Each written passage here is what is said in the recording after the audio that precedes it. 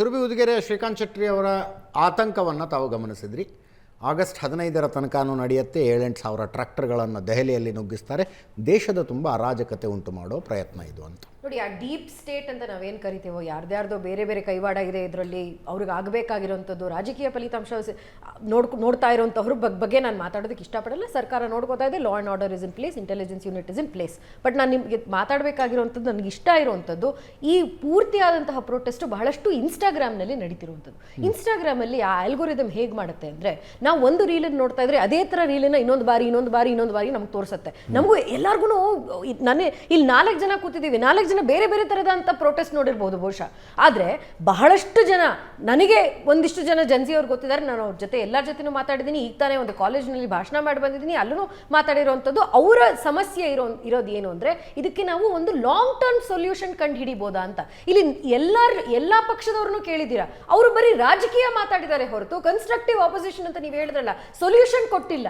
ಪ್ರಧಾನಮಂತ್ರಿಗಳು ಡ್ರಾಮಾ ಮಾಡ್ತಾರೆ ಅಂತ ಹೇಳಿ ರಾಹುಲ್ ಗಾಂಧಿ ಅವರು ಇನ್ನೇನು ಥಿಯೇಟ್ರಿಕ್ಸ್ ಅಲ್ಲಿ PhD ಪಡೆದಿದ್ದಾರೆ ಅನ್ಸುತ್ತೆ. ಅಂತಹದ್ರಲ್ಲಿ ನಾನು ಇವತ್ತು ಸೊಲ್ಯೂಷನ್ ಮಾತಾಡ್ತಾ ಇದ್ದೀನಿ. ಬಹಳಷ್ಟು ಬಾರಿ ನಾವು ಏನ್ ಹೇಳಿರೋದು, ಅಲ್ಲಿಂದ ಬಂದು ಪ್ರೊಟೆಸ್ಟ್ ಕೂತ್ಕೊಂಡಿರೋರು ಬೇಡಿಕೆನೇ ಕೇಳಿಸ್ಕೊಳ್ತಾ ಇಲ್ಲ. ಅಪೋಸಿಷನ್ ಅವ್ರ ಸೊಲ್ಯೂಷನ್ ಕೇಳಿಸ್ಕೊಳ್ತಾರ ಪ್ರಧಾನಮಂತ್ರಿಗಳು. ನಾವು ಕೇಳಿಸ್ಕೊಳ್ತಾ ಇದೀವಿ, 100% ಕೇಳಿಸ್ಕೊಳ್ತಾ ಇದೀವಿ. ಇನ್ಸ್ಟಾಗ್ರಾಮ್ ಅಲ್ಲಿ ಟ್ರ್ಯಾಕ್ ಮಾಡ್ತಿಲ್ಲ, ಅರ್ಜಿಗಳು ಬಂದಿಲ್ಲ ಅನ್ನೋದ್ರ ಧರ್ಮೇಂದ್ರ ಪ್ರಧಾನ್ ಅವರು 10 ದಿವಸ ಒಳಗಡೆನೆ ದಯವಿಟ್ಟು ನೀವು ಇದರಲ್ಲೆಲ್ಲ ಹೋಗ್ಬೇಡಿ. ಇವತ್ತು ನಾವು ಸ್ಟೂಡೆಂಟ್ಸ್ ಬಗ್ಗೆ ಮಾತಾಡ್ತಾ ಇದ್ದೀವಿ. ಅವ್ರಿಗೆ ನಿಜವಾಗ್ಲೂ ಒಂದು ಸಮಸ್ಯೆ ಇದೆ ಅಂತ ನಾವು ಒಪ್ತಾ ಇದ್ದೀವಿ. ಈ ಒಂದು ಸಿಸ್ಟಮ್ನಲ್ಲಿ ಸಮಸ್ಯೆ ಇದೆ, ಅದನ್ನ ನಾವು ಬಗೆಹರಿಸಬೇಕು, ನಾವು ಎಲ್ಲರೂ ಒಟ್ಟಿಗೆ ಕೂತ್ಕೊಂಡು ಕೆಲಸ ಮಾಡಬೇಕಾಗಿದೆ ಅಂತ ನಾವು ಒಪ್ತಾ ಇದ್ದೀವಿ. ಅದ್ರ ಬಗ್ಗೆ ಚರ್ಚೆ ಮಾಡೋಣ ದಯವಿಟ್ಟು. ಇವತ್ತು ಅಲ್ಲಿ ಪೂರ್ತಿಯಾಗಿ ಕಂಪ್ಯೂಟರ್ ಬೇಸ್ ಟೆಸ್ಟ್ ಮಾಡ್ತೀವಿ 2027 ಅಂತ ಹೇಳಿರೋದು, ಅಥವಾ ರೀ ಎಕ್ಸಾಮ್ ಮಾಡ್ತೀವಿ ಅಂತ ಒಪ್ತಿದೆ. ಕಾಂಗ್ರೆಸ್ ಆದಾಗ ರೀ ಎಕ್ಸಾಮ್ ಆಗಬೇಕು ಅಂತಿದ್ರು, ಆಗಿಲ್ಲ. ಬಹಳಷ್ಟು ಬಾರಿ ಲೋಕಲೈಸ್ಡ್ ಆಗಿದೆ, ಆವಾಗ ರೀ ಎಕ್ಸಾಮಿನೇಷನ್ ಆಗಬಾರ್ದು ಅಂತ ಕೋರ್ಟ್ಸ್ ಡಿಟರ್ಮೈನ್ ಮಾಡಿದೆ. ಇದು ಯಾವುದನ್ನು ರ್ಯಾಂಡಮ್ ಚಾಯ್ಸ್ ಅಲ್ಲ, ಇದಕ್ಕೆಲ್ಲ ಒಂದು ಪ್ರಾಸೆಸ್ ಇದೆ. ಆ ಪ್ರಾಸೆಸ್ ನೋಡ್ಕೊಂಡೇ 10 ದಿನ ಒಳಗಡೆ ಡಿಸೈಡ್ ಮಾಡಿ ರೀ ಎಕ್ಸಾಮಿನೇಷನ್ ಕಂಡಕ್ಟ್ ಮಾಡಿರುವಂತದ್ದು ಈ ಸರ್ಕಾರ. ಅದಾದ ನಂತರ 2027 1 ಸೆಕೆಂಡ್ ಇವ್ರು ಹೇಳಿದ್ರು ಸಾಧನೆ ಅಲ್ಲ ಸುರಭಿ ಅವರು, ಯಾಕಂದ್ರೆ ಸಾಧನೆ ಅನ್ನೋ ತರ ಹೇಳ್ತಾರೆ. ಸಾಧನೆ ಅಲ್ಲ, ಸಿಸ್ಟಮ್ ಕೆಟ್ಟ ರೀ ಎಕ್ಸಾಮ್ ಮಾಡಬೇಕಾದ ಪರಿಸ್ಥಿತಿ ಯಾಕೆ ಬಂತು ಅಂದ್ರೆ ಒರಿಜಿನಲ್ ಎಕ್ಸಾಮ್ ಮಾಡೋ ಕರೆಕ್ಟು. ಆದ್ರೆ ಒಂದು ಸರ್ಕಾರ ಆ ಒಂದು ಫಸ್ಟ್ ಎಕ್ಸಾಮಿನೇಷನ್ ಲೀಕ್ ಆಗಿದೆ ಆದ್ರೂ ರೀ ಎಕ್ಸಾಮ್ ಮಾಡಲ್ಲ ಅಂತ ಹೇಳುವಂತಹ ಸರ್ಕಾರಗಳು ಈ ದೇಶ ನೋಡಿದೆ. ಅದಕ್ಕೆ ನಾನು ಒತ್ತಿ ಹೇಳ್ತಾ ಇರೋದು. ಮತ್ತೆ SFI ಅವರು ಹೇಳಿದ್ರು, ಯಾವ್ದಾದ್ರು ಒಂದು ಆಪ್ ಅವರು ಅಥವಾ SFI ದಯವಿಟ್ಟು ಕ್ಷಮಿಸಿ ನಾಪ್ಕ ಇಲ್ಲ, ಬಟ್ ಹೇಳಿದ್ದು ಒಂದು ಕಮಿಟಿ ಫಾರ್ಮ್ ಮಾಡಿ 2024 ಅಲ್ಲಿ ಡಾಕ್ಟರ್ ರಾಧಾಕೃಷ್ಣ ಅವರ ಹೈ ಲೆವೆಲ್ ಕಮಿಟಿನ ಫಾರ್ಮ್ ಮಾಡಿ ರೆಕಮೆಂಡೇಶನ್ ಅದನ್ನ ರಿಸರ್ಚ್ ಮಾಡಿ ವಾಪಸ್ ಬಿಲ್ ಬಂತಲ್ಲ. ಮತ್ತೆ ಕಂಪ್ಯೂಟರ್ ಬೇಸ್ಡ್ ಟೆಸ್ಟಿಂಗ್ ಅಂತ ಹೇಳ್ತಾ ಇದೀವಲ್ಲ, ಇದಕ್ಕೆ ಬಹಳಷ್ಟು ಸೊಲ್ಯೂಷನ್ ಇರೋದು ಅದರಲ್ಲಿ ತಂತ್ರಜ್ಞಾನದಲ್ಲಿ.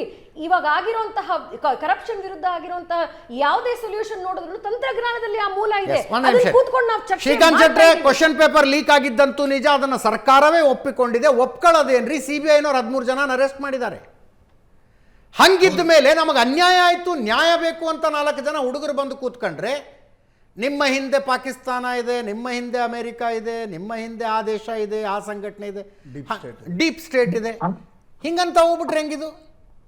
ಅಲ್ಲ, ಎಲ್ಲಿ ಚರ್ಚೆ ಆಗಿದೆ ಅಂತ ನೀಟ್ ಬಗ್ಗೆ ಚರ್ಚೆ. ಧರ್ಮೇಂದ್ರ ಪ್ರಧಾನ್ ಅವರ ರಾಜೀನಾಮೆ ಒಂದು ಬಿಟ್ರೆ, ಈಗ ನೀವು ಹೇಳ್ತಾ ಇರುವಂತಹ ಕೋಚಿಂಗ್ ಮಾಫಿಯಾದ ವಿರುದ್ಧ ಆಗ್ಲಿ, ಅಥವಾ ವಿಶೇಷವಾದ ಗಟ್ಟಿಯಾದಂತ ಒಂದು ಕಠಿಣವಾದಂತಹ ಕಾನೂನಿನ ಬಗ್ಗೆ ಆಗ್ಲಿ, ಅಥವಾ ಏನಾದ್ರೂ ರಿಫಾರ್ಮೇಶನ್ ಬಗ್ಗೆ ಆಗ್ಲಿ, ಆ ವೇದಿಕೆಯಲ್ಲಿ ಎಲ್ಲಿ ಚರ್ಚೆ ಆಗಿದೆ?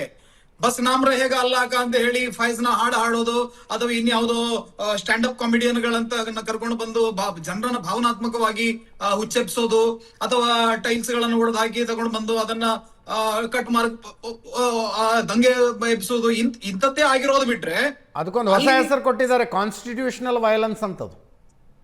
ಹಾ, ಅಂದ್ರೆ ಅವ್ರು ಹೇಳ್ತಾ ಇದಾರೆ ನೋಡಿ, ಅಲ್ಲಿ ಬರ್ತಾ ಇರುವಂತ ಮಕ್ಕಳಿಗೆ ನೀಟ್ ಫುಲ್ ಫಾರ್ಮ್ ಗೊತ್ತಿಲ್ಲ. ಯಾಕಂದ್ರೆ ಎಲ್ಲವೂ ಕೂಡ ನೋಡಿ, ಸಮಾಜವಾದಿ ಪಕ್ಷದ ಅಖಿಲೇಶ್ ಯಾದವ್ 10 ವರ್ಷದಿಂದ ಅಧಿಕಾರದಿಂದ ಹೊರಗಿದ್ದಾರೆ. ಈ ವರ್ಷ ಕೂಡ ಅವ್ರೇನಾದ್ರು ಕೌಚ್ ಹೊಡೆದ್ರೆ ಅವರಿಗೆ ಬೇರೆ ಯಾವುದೇ ಸೈದ್ಧಾಂತಿಕ ಹಿನ್ನೆಲೆ ಇಲ್ಲ. ಅವರು ಅಧಿಕಾರ 15 ವರ್ಷ ಯಾರ ಅಧಿಕಾರ ಕಳ್ಕೊಳ್ತಾರೆ, ಅವರು ಭಾರತದ ಇತಿಹಾಸದಲ್ಲಿ ನಾವು ನೋಡಿದೀವಿ. ಯಾವುದೇ ಪ್ರಾದೇಶಿಕ ಪಕ್ಷಗಳು ಕೂಡ ಅನಂತರ ಕಸದ ಡಬ್ಬಿಗೆ. ಆ ಸಮಾಜವಾದಿಯವರಿಗೆ ಆ ಭಯ ಇದೆ. ಪ್ರತಿಭಟನೆಗೆ ಬೆಂಬಲಿಸೋದಕ್ಕೆ ಬಂದಂತವರಿಗೆ ಅವರದ್ದೇ ಆದ ಉದ್ದೇಶಗಳಿಲ್ಲ ಅಂತ ನಾನು ಹೇಳ್ತಾ ಇಲ್ಲ. ಹಂಗಂತ ನೀಟ್ ಬರಿತಾ ಇದ್ದವರಿಗೆ ಅನ್ಯಾಯ ಆಗಿದೆ, ಆದ್ರಿಂದ ನೀಟ್ ಅಪಿಯರ್ ಆಗ್ತಾ ಇರೋ ವಿದ್ಯಾರ್ಥಿಗಳು ಮಾತ್ರ ಪ್ರತಿಭಟನೆಗೆ ಬರಬೇಕು ಅನ್ನುವಂಥ ವಾದವನ್ನು ನಾನು ನೀಟ್ ಒಪ್ಕೊಳ್ಳೋದಿಲ್ಲ. ಒಂದು ನಿಮಿಷ ಇಟ್ಟುಕೊಂಡಂತ ಮಕ್ಕಳು ಅಲ್ಲ ಯಾರು ಸರ್ ಒಂದು ನಿಮಿಷ. ಇಲ್ಲ. ಅಂದ್ರೆ ನೀವು ಹೆಂಗೆ ಇನ್ನು ಮುಂದಿನ ದಿನಗಳಲ್ಲಿ ವಾದ ಹೆಂಗಾಗುತ್ತೆ ಅಂದ್ರೆ ದಲಿತರ ಪರ ಹೋರಾಟವನ್ನು ದಲಿತರಷ್ಟೇ ಮಾಡಬೇಕು, ಬಿಡದಿ ರೈತರ ಪರ ಹೋರಾಟವನ್ನು ಬಿಡದಿ ರೈತರಷ್ಟೇ ಮಾಡಬೇಕು ಅಂತ. ಆವಾಗ ಪರಿಸರದ ಪರವಾಗಿ ಯಾರು ಹೋರಾಡಬೇಕು, ವನ್ಯಪ್ರಾಣಿಗಳ ಪರವಾಗಿ ಯಾರು ಹೋರಾಡಬೇಕು ಅನ್ನೋ ಪ್ರಶ್ನೆ ಉಳ್ಕೊಂಡ್ಬಿಡುತ್ತೆ. ಸರ್ ನೋಡಿ, ಎಸ್ ಎಫ್ ಐ ನವರು ಅಲ್ಲಿ ನಾನು ಐಸಾದಂತವ್ರು SFI ಅವರು ಅಲ್ಲಿ ನಿಮ್ಮ ಪ್ಯಾನಲ್ ಅಲ್ಲಿ ಕೂಡ ಕೂತ್ಕೊಂಡಿದ್ದಾರೆ. ಹೋಗಿ ಒಮ್ಮೆ ಮಹಾರಾಜ ಕಾಲೇಜಿನ ಇನ್ಸಿಡೆಂಟ್ ಏನು ಕೇರಳದಲ್ಲಿ ಅಂತ ಕೇಳಿ 71 MBA ವಿದ್ಯಾರ್ಥಿಗಳ ಪ್ರಶ್ನೆ ಪತ್ರಿಕೆ ಉತ್ತರ ಪತ್ರಿಕೆ ಕಳವಾದ ಬಗ್ಗೆ ಕೇರಳ ಯೂನಿವರ್ಸಿಟಿದು ವಿಷಯ ಅಂತ ಕೇಳಿ ಅವರು ಎಷ್ಟು ವಿದ್ಯಾಭ್ಯಾಸಕ್ಕೆ ಎಷ್ಟು ಮಹತ್ವವನ್ನು ಕೊಟ್ಟಿದ್ದಾರೆ, ಮತ್ತೆ ಈ ತರದ ಜಗಳ ಹಚ್ಚಿ ಹಾಕೋದಿಕ್ಕೆ ಅಥವಾ ದೇಶದಲ್ಲಿ ಪ್ರಾದೇಶಿಕವಾದವನ್ನ ಅಥವಾ ಈ ಅರ್ಬನ್ ನಕ್ಸಲರಿಗೆ ಯಾವ ರೀತಿ ಬೆನ್ನೆಲುಬಾಗಿ ಕೆಲಸ ಮಾಡಿದ್ದಾರೆ ಅನ್ನೋದು ನಿಮ್ಗೆ ಗೊತ್ತಾಗತ್ತೆ. ಹಾಗಾಗಿ ಇವರೆಲ್ಲ ಸೇರ್ಕೊಂಡು ನಮಗೆ ಯಾರಿಗೂ ಕಾನೂನಿನ ಬಗ್ಗೆ ಹೇಳಬೇಕಾಗಿಲ್ಲ. ABVP ನಮ್ಮದೇ ಪರಿವಾರ ಸಂಘಟನೆ ಅವ್ರು ಬಾಯ ಬಿಡ್ಲಿಲ್ಲ ಇದರಲ್ಲಿ. ಮೊದಲ ಬಾರಿಗೆ ಪ್ರತಿಭಟನೆ ಮಾಡಿದ್ದು ABVP. ಕಾರಣ ಇದೆ ಅಂತ. ಅನಂತರ ಅವರ ಮೇಲೆ FIR ಆಗಿದೆ. ಅನಂತರ ಒಂದೇ ನಿಮಿಷ ಶ್ರೀಕಾಂತ್ ಶೆಟ್ಟಿ ನೋಡಿ, 12 ವರ್ಷದಲ್ಲಿ ನಾನು ಶುದ್ಧ ಪೊಲಿಟಿಕ್ಸ್ ದೃಷ್ಟಿಯಿಂದ ಕ್ವಿಕ್ಲಿ 12 ವರ್ಷದಲ್ಲಿ ಯಾವ್ಯಾವ ಹೋರಾಟಗಳು ನಡ್ತಿದ್ವಲ್ಲ, ಈ ಇಡೀ BJP ಎಕೋಸಿಸ್ಟಮ್ ಸೋಷಿಯಲ್ ಮೀಡಿಯಾದಲ್ಲಿ ಬಂಬಾರ್ಡ್ ಮಾಡ್ತಿತ್ತು.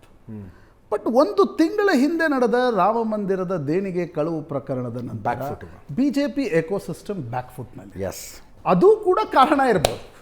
Right. Thank you so much ಎಲ್ರಿಗೂ. Thank you Srikanth Shetty. ಇದರೊಂದಿಗೆ ಇವತ್ತಿನ ಲೆಫ್ಟ್ ರೈಟ್ ಆ್ಯಂಡ್ ಸೆಂಟರ್ ಮುಗಿಸ್ತಾ ಇದ್ದೀವಿ. ನೇರ ದಿಟ್ಟ ನಿರಂತರ ಸುದ್ದಿಗಾಗಿ ನೋಡ್ತಾ ಇರಿ ಏಷ್ಯಾನೆಟ್ ಸುವರ್ಣ ನ್ಯೂಸ್.